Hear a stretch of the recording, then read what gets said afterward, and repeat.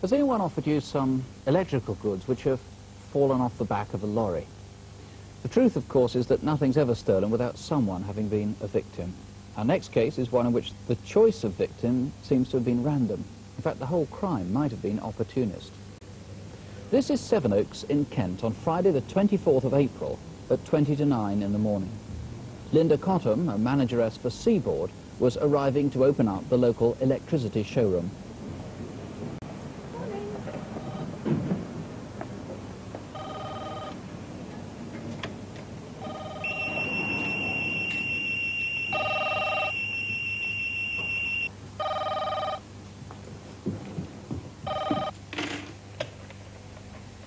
Good morning, Sevenoaks Seeboard. Linda speaking. Can I help you? Hello, Linda. It's Peter from Thomas Well's office here. Can you confirm you received your delivery this morning? I don't know. I've only just arrived and unlocked. I haven't been in the storeroom yet. Why? Is there a problem? Well, I'm not quite sure. Bob Penny, who was due to come to you this morning, hasn't arrived at 2 other stores in the area. Ian, mate, what time are you going to be missed? Due at Richmond, 7:30. I'll just pop into the stockroom and check. Would you like me to call you back, Peter, or will you hold on? OK. Look, don't fit me up. I asked you what you got in the van. Now, what's it worth? What I'm not is messing you about. I'm telling you, it's cookers, heavy gear, heavy stuff.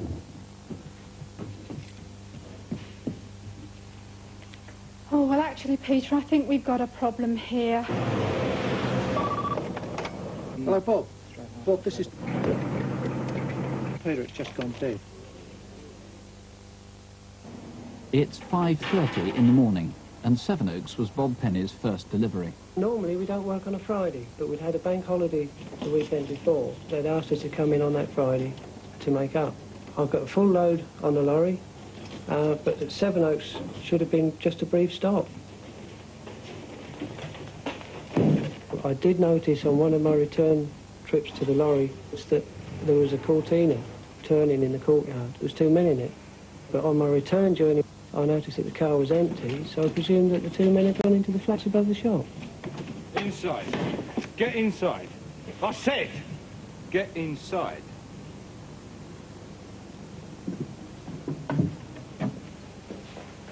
Right, get your jacket off. Come on, get it off, quick. Hurry up. Keys. Well, as the man with the beard had a knife, I wasn't going to argue with him. What are them keys there? What do they do? Well, they are the keys to the lorry. They're my wagon keys. I was scared and confused. Just didn't know what was happening next. Get your trousers off. Don't you look at me. Keep your head down. What about a tail lift on a lorry? How's that work? It's got 2 buttons, one up, one down. It's got some flaps, 2 at the side and 2 at the back. If you don't lift them in the right order, the tailgate doesn't open. And if you don't lift the lever at the side of the tailgate, the whole thing don't work anyway. You got that, Mick? Do some later. Don't you look at me. Keep your head down. The bearded man that was doing most of the talking, his speech was slurred and he smelt heavily of alcohol, which was also a bit frightening. Right. You're coming with us. And they made it apparent that I was going with them. And I thought at that point that I was an embarrassment to them. I'd seen too much, so I didn't know where I was going, what they were going to do with me or anything. I did notice that as we were getting in the Cortina, the first 3 digits of the registration were WWW. Get in there. Get right in. Lay down. Keep your head down. Go on, right down. That's it. Right, stay there. The younger man drove the lorry, which followed the Cortina out of Sevenoaks. Bob recognised the route as the A21 towards London and saw several landmarks. The Badger's Mount Hotel, and up the road, the Fantail restaurant at Farnborough. How old are you? 42. 42, eh? I'm 42. You got any family? I wasn't sure whether the bearded man had the knife on him or not, but if he was talking to me, I felt it wise to answer him back. I've got to make some phone calls. Ian, mate, what time are you going to be missed? On the one occasion Bob saw the driver of his lorry, he seemed clearly competent with heavy vehicles. Did you see this small convoy? At about 6:30, they reached Bromley. There'd be few people in the town that early in the morning. But maybe you were on a bus and mouthing help police. Bob recalls 3 women on the bus, and of course the driver. Just after the town centre, they went through an estate like this. Possibly it was Downham, and the driver seemed exultant. We've done it! We've only bloody done it! Did you notice these early morning visitors on your estate? And why did they now want to stop Bob seeing their route?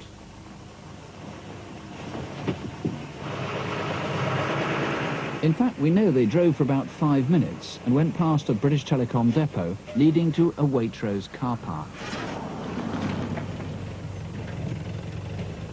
Did you see something rather unusual take place here?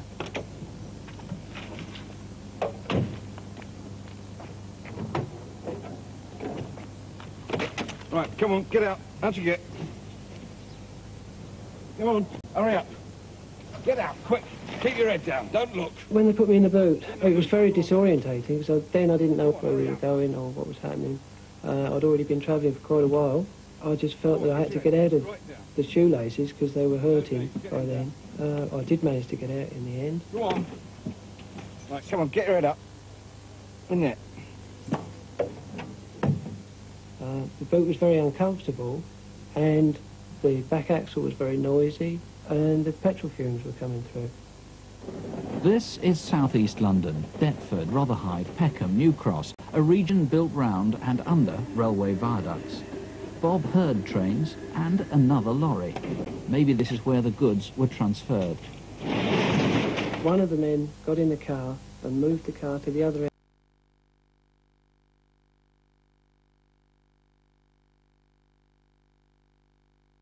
Shop. And then something quite unusual happened. Wallet. I need your wallet. Right, mate. You're going to get breakfast, eh? Right? Bob believed he'd been abandoned. But an hour later, they'd returned, and after several stops came here to Rotherhithe. Did you see them dump the truck in Warndon Street at 9:45? This is a residence car park off Avonlea Road in Peckham. The Cortina arrived here 15 minutes later.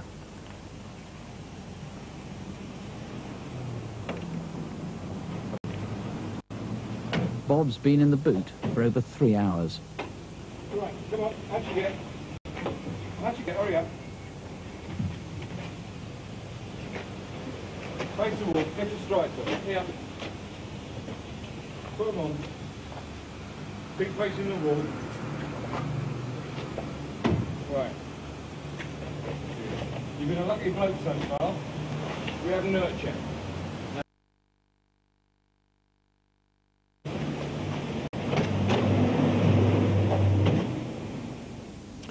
I should say that Seeboard have quite radically changed their security procedures and delivery procedures because of that crime.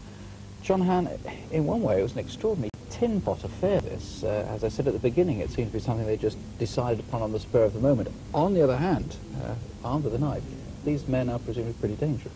The most terrifying ordeal for Bob Penny. He's of the opinion that it was an opportunist crime, and I tend to agree with him. But let's be fair, these men were armed with a knife. They were skulking around the back alleys at Sevenoaks at 5:30 in the morning. They're obviously no angels. And once they'd actually stolen the load, they soon knew who to telephone to offload it once they'd reached South London. Are they local men? They seem to have local knowledge. Not local to Sevenoaks. Certainly as they were driving through the Downham estate, as we saw on the film, Bob Penny was under the impression that they knew the area well. And again, the Waitrose car park, if you're a stranger to the area, you would have great difficulty in finding it. Now, that bearded man was pretty distinctive and fairly drunk. He was swigging beer as they were driving along at times. That's right. What we do know about him, he was obviously a drinker. Bob said he smelt very heavily of beer. He's a man who appeared to be subject to erratic moods. One minute he was very pleasant, the next he was very aggressive. He told Bob he was 42. We feel he might be slightly younger than that. The physical description, 5 foot 10 inches tall, stocky build, had a slight beer belly, had a full cropped beard, greyish short hair, and he spoke with a South London accent. And the younger man, whom he called Mick at one stage, seemed to have been the owner of the Cortina. That's right. There's a great possibility of that. What we know about the second man, he was white, mid to late 30s. He was more passive than the bearded man, 5'11" to 6 inches tall, thin build, straight mousy hair, again spoke with a South London accent, and if I could reiterate, the bearded man called him Mick. OK, and presumably you're going after all white Cortinas to eliminate them with WWW registration. Incidentally, if you've seen a jacket like this, a Seeboard jacket, Bob Pennis is still missing. It's got his name on the inside of it. Here's the number if you can help. It's 08181181881. You can speak to a detective, or if you prefer, ask for a BBC researcher. Or you can call the Seven Oaks Police Station direct on 0732 740055. Reconstructions, completely accurate, of course. Authentic locations, the actual witnesses instead of actors wherever possible, and, of course, the precise sequence of events. Our next case, though, is one where we've deliberately changed some of the details. The points of appeal are real enough, of course, but several other elements have either been altered to obscure copycat offences. The crime wasn't as straightforward as the film makes it appear, and indeed, it was nearly foiled. Saturday, the 13th of February, and this Toyota Celica was stolen from Hayford Manor Hotel in Northampton.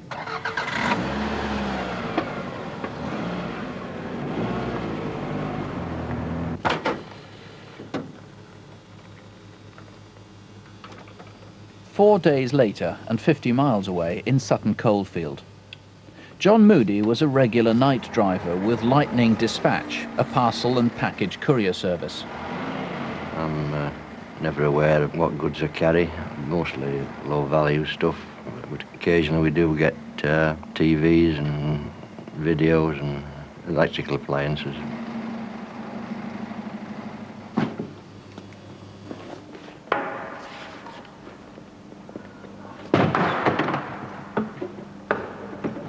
What's see, John? What's he got? Okay.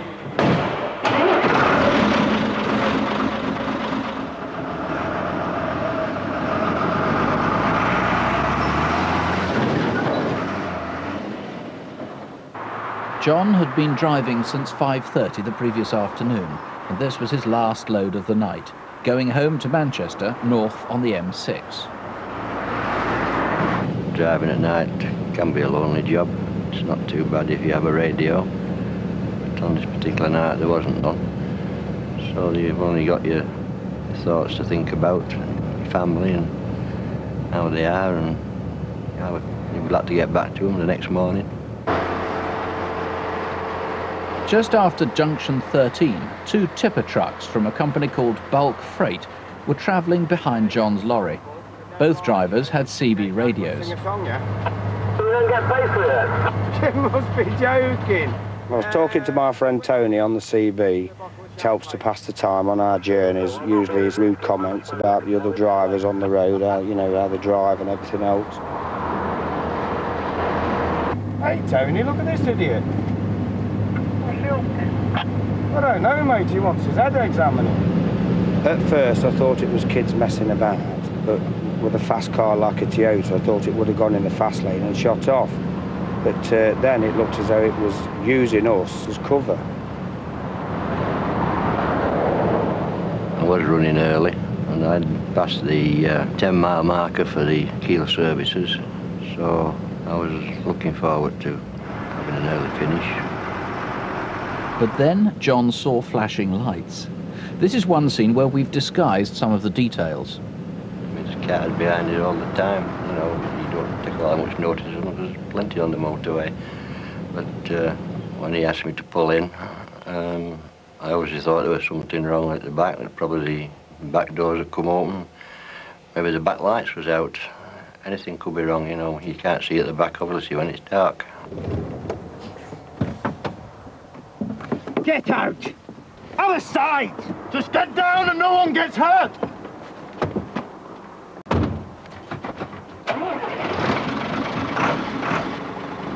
Sheer terror, I froze.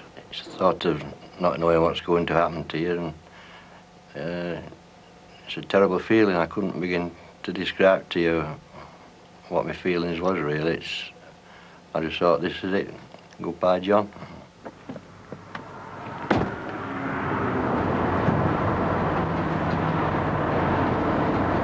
Derek, that Toyota is pulled in the bloody lorry. You know, phone the police, I think it's an hijack. Have you got his number? Roger there, mate. K789 PKM. Roger.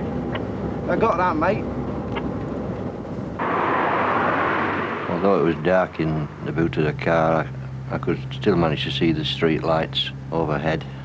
And then it went dark, and I knew it was out in the country somewhere, and I could hear the grit flying up underneath the car. Well, after the car stopped, I had cramp in my legs and needed to go to the toilet. The wireless went on quite loud. After a while, it just do your head in.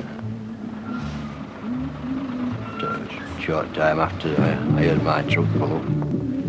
All this clattering and banging going on, and the radio had been playing loud for quite a while, and eventually I heard the two doors slam. They drove off.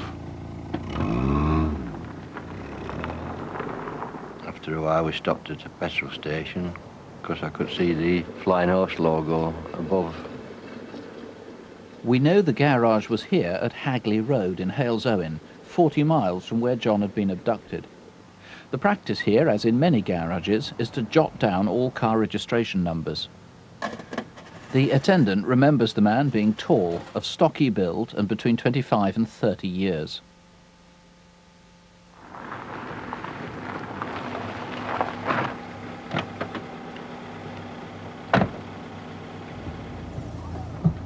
Come on out. I had great difficulty to get out because my legs were cramped up, pins and needles.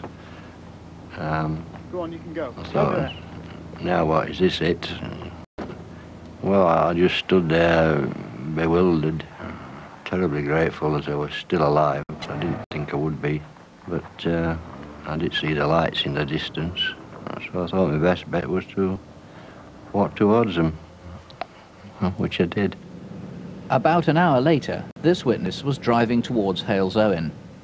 I was travelling from Birmingham to Kidderminster. I passed the vehicle around about 10 to 7. I recognised the vehicle because of its logo. I do know of that petite company. It seemed strange for the vehicle to be parked at that time of the morning. There was very little traffic about. I walked down this country lane, which seemed a hell of a long way. Apparently from there to the telephone box was 3 miles, but it seemed like 30. I'm still off work, and I can't return to work through the experiences I've had. Some days I'm okay, and then the next day something triggered it off, and I'm back to normal, back to square one again. You know. 5 days later, that Toyota was abandoned on a farmer's field in Bishop's Itchington in Leamington Spa, and it's that Toyota that really is one of the key elements in this. You need to find where it was. I do, yes. This is an elegant, stylish car that enthusiasts would notice, and I feel sure that someone somewhere has seen that car during the time that it was missing. K789 PKM, and it's been missing from Saturday the 13th of February from Northampton to the 22nd of February when it was rediscovered.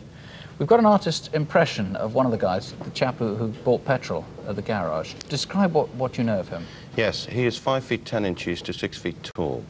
He's of stocky build and has dark hair.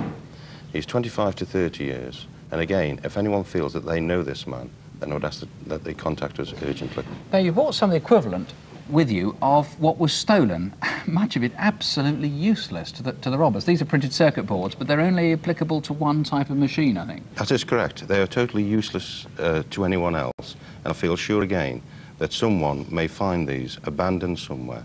Whether it's one or more than one, please let us know. OK, so if you've seen PCBs, printed circuit boards, and they're all fairly chunky ones, for heaven's sake, please let us know or call your local police. Some of the things that were stolen, though, could be resold. Now, describe those to them, the particularly unique ones. Yes, there's about 90 in total of the fax machines, 2 of which are prototypes, and we have the serial numbers of all these. So again, if someone has recently purchased, perhaps at a reduced price, please get in touch with us. We can compare it with our serial numbers. OK, have you seen fax machines like these, SF505 or SF500? Because if you have, the only thing they could have come from is this robbery. The number here in the studio is 081 811 8181, or you can call the police direct in Stafford on 0785 234 938. Of a lorry. Well, if you're offered cheap phone cards or Sainsbury's own brand cigarettes, you might like to know where they came from. Clapham in South London, early on a Monday morning about 5 weeks ago. When the Sainsbury's guy started, because it happens quite often if there's a vehicle broken down or there's getting a snarl up with vehicles in the yard. Need to park here, mate. Can't get in the yard because the lorry's busted. We're waiting for it to be fixed. Well, how long is it going to take? I can't wait all day, mate. I've got other drop-offs to make, yeah? I was just flicking through my paperwork, trying to get it in some sort of order to speed my day up. Because at that time of day, first drop, something goes wrong like that, you know you're going to be there for a while. It's going to be a long day. Move over! Move! What? Move! Move! Move! What? I'll take you your truck! Get out! Shut it! Get out! Get down! Get out! Get down! Get out! Shut it! Get him down! Shut it! Get him down! Shut it! Get out! You won't get out! Get out! Shut it! I said! All right, take it easy. Shut it! Go on, Yosh! This lorry's fitted up. Yeah. What? Is there an alarm? What? No, I don't think so. It's got a tracker. No, no tracker, You're no. not missing us about, are you? No, I'm sure. Come on, Being held down, it was quite intimidating, but at the same it made me feel small. It was my lorry. They were taking me where they wanted to go. There was nothing I could do about it. Dave. Dave? Yeah, run away. I know it sounds silly at the time, but I was really just trying to concentrate on what they were saying, where they were going. They used two names. I'm not sure if it's their names, but the driver was spoken to as Yosh, and the passenger who sat on me at the time, he was called Jerry. What are you deaf? Get him down, mate! Yosh, he's going to attract attention to us. Speed bumps! You've got to slow down, mate! Shut up! I've never been so uncomfortable in my life. The speed bumps were in Shakespeare Road in Brixton, and somewhere near the junction of Cold Harbour Lane they stopped and partly unloaded the lorry. There was a second drop-off in Herne Hill, and then finally Forest Hill. On our way to the last location, there was definitely an air of uncertainty. I wasn't sure what was happening. The driver and the passenger themselves didn't seem to know what was happening. They were always on the phone. They were calling everybody they could think of, trying to get another pickup. They said they was looking for a blue Luton van.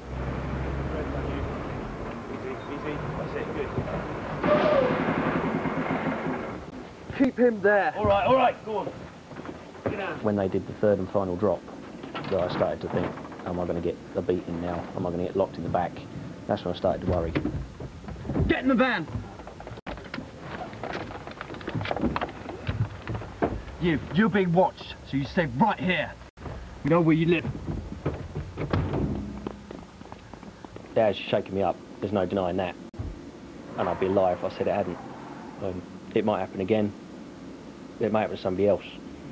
But I'm certainly not going to let it stop me doing my job. These are the cigarettes.